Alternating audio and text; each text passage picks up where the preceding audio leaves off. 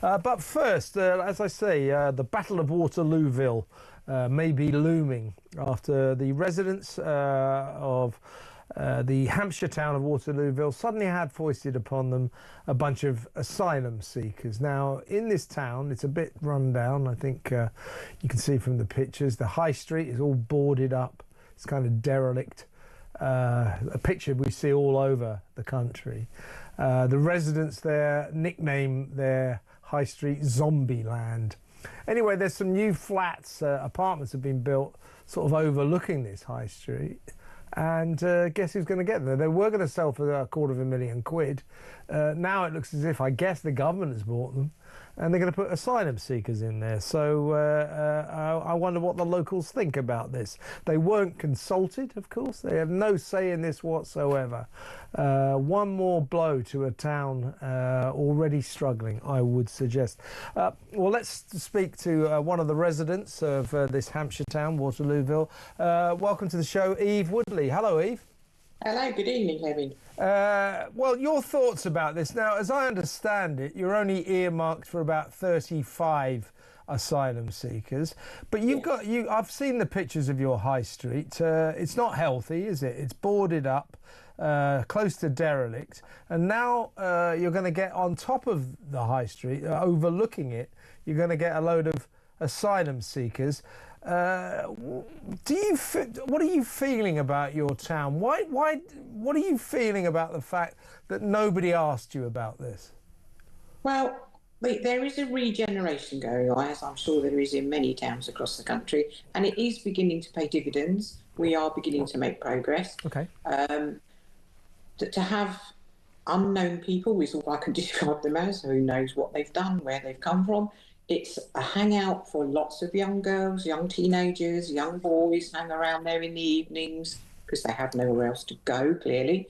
And I just feel that we're putting them at danger by not knowing who these people are or what they're capable of. My opinion is, if they've come to this country to do good, why have they torn their papers up so we don't know who they are? It's a very good opinion. And in terms of these flats that they're going to be put into, these apartments, I gather that they were slated to go for about £250,000 each. I'm assuming the government has bought them in order to put asylum seekers in. Now, in terms of the regeneration of your town, you know, a bunch of asylum seekers isn't going to do much for that project, is it? Not at all. Absolutely not at all. These were built to be prestige homes, which would hopefully also bring more businesses to the town because they could have shop premises underneath, so that would regenerate the town even more.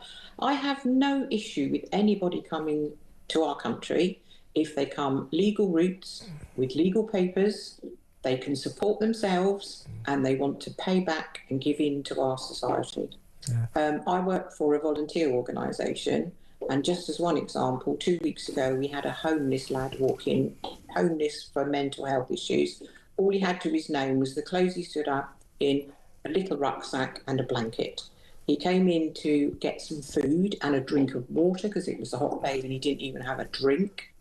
And we tried and tried to find somewhere for him to go, but the best we could do was buy him a tent and a sleeping bag. So I actually said to my fellow volunteers, maybe we should drive him over to France and stick him on a boat and tear up his papers. Then he could come and live in a hotel and get 3 meals a day. Well, we did a story last night on this show because, you know, these asylum seeker hotels, they're shrouded in secrecy.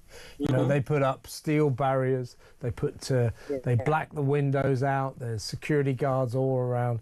We managed to get a lot of footage from inside one hotel, a place called the Copthorne, that's in Sussex, a 16th century hotel, 4-star it was. They've still got the koi carp ponds, the manicured gardens and the adjacent golf course, but is now home to about 620 asylum seekers, living in the most extraordinary luxury. These are pictures, I don't know if you can see them, but 4 poster beds, they get 4 meals a day, everything free. They get music sessions, they get they get gifts, they get taxis, free taxis for all their kids to go to the local schools every day, ambulances, police come in every day, social workers. There's nothing, we can't do enough for these people. And that's another thing I'm thinking about.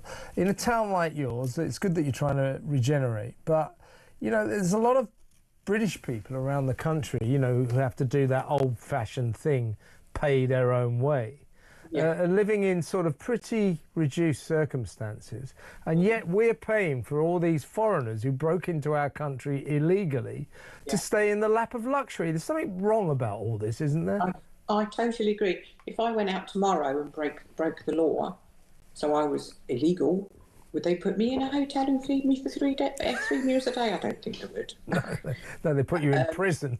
Absolutely right. Absolutely, that's what they would do. And these are illegal people that have entered our country in an illegal route, and they have no papers because they've obviously got something to hide that they don't want us to see.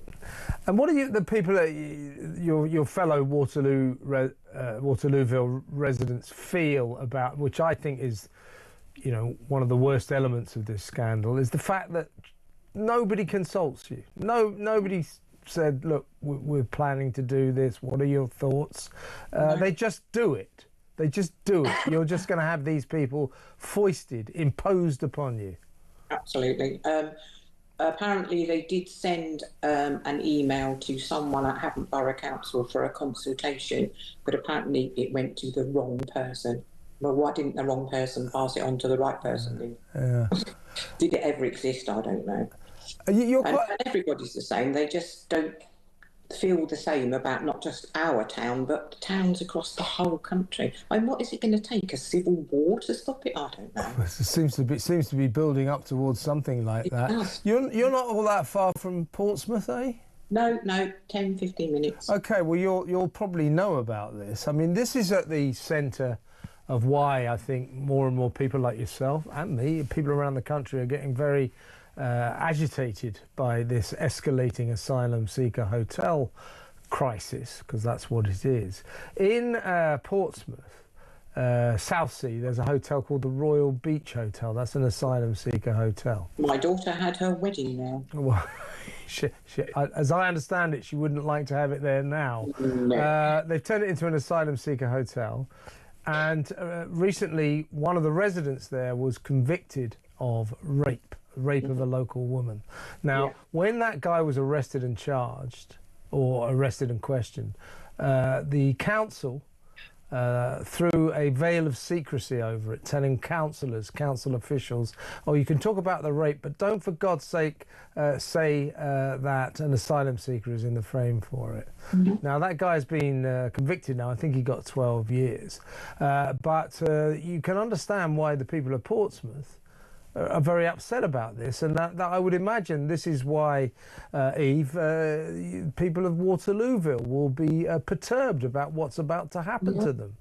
Exactly right, because we do not know the history of these people, and they have their ways. They don't view women the same way as we do, and that's fine if that's their culture. But if they want to come to our country, then they have to live by our rules. We shouldn't have to change our rules for them. They have to live by our rules, and if they don't want to, I've been to many, many countries across the world, and I have to abide by their rules. I have to cover my head if I go in a church or a holy place, and I do it because it's their rules in their country. But they just don't want to abide and be the same as us and abide by our customs and our rules.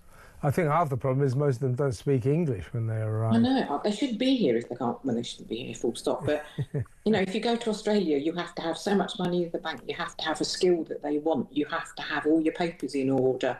You have to be able to speak the language. But we don't really care. We just... to come to this country, you have to be able to climb onto a small boat or a dinghy. You know, that's about it. As for all the money we've given the French to stop it, well, that's just a joke. How many hospitals could we have done with that? How many special education needs schools, which we're crying out for, could that money have helped?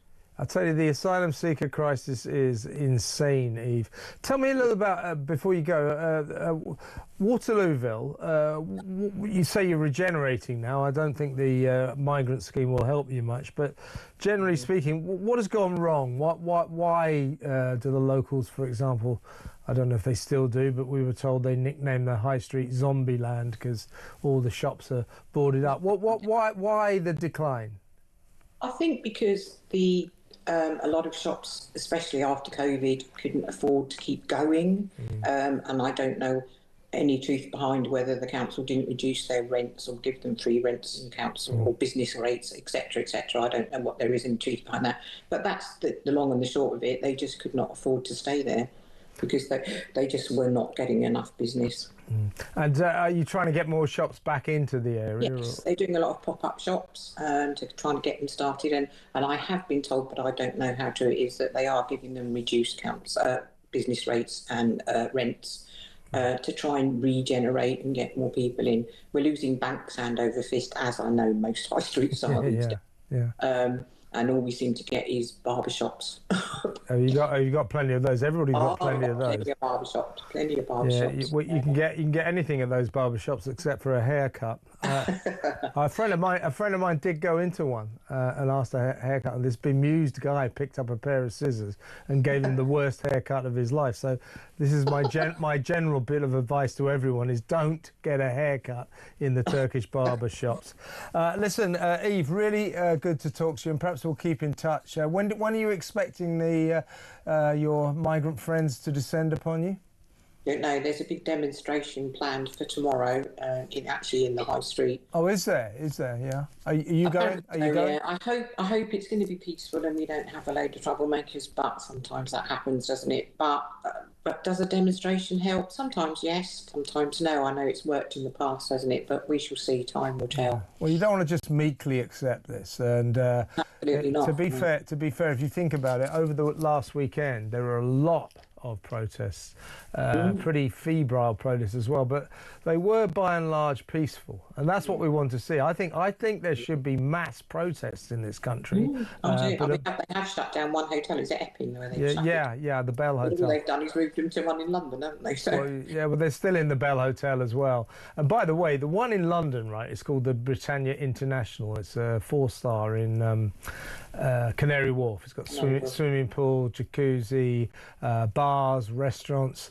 If the government is £425 a night before it became a migrant hotel, if the government can say, oh, we're getting everybody out of the asylum seeker hotels, we're putting them into social housing and places like Waterlooville, these private places.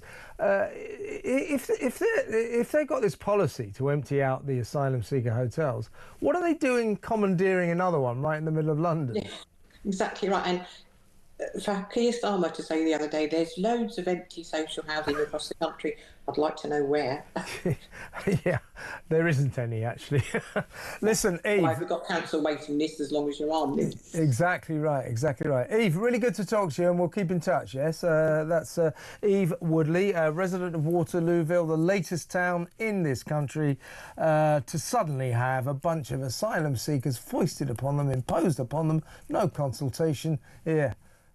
Here's some foreigners. Hope you like them. That's it. I mean, it's going on all over the country, this. What are your thoughts?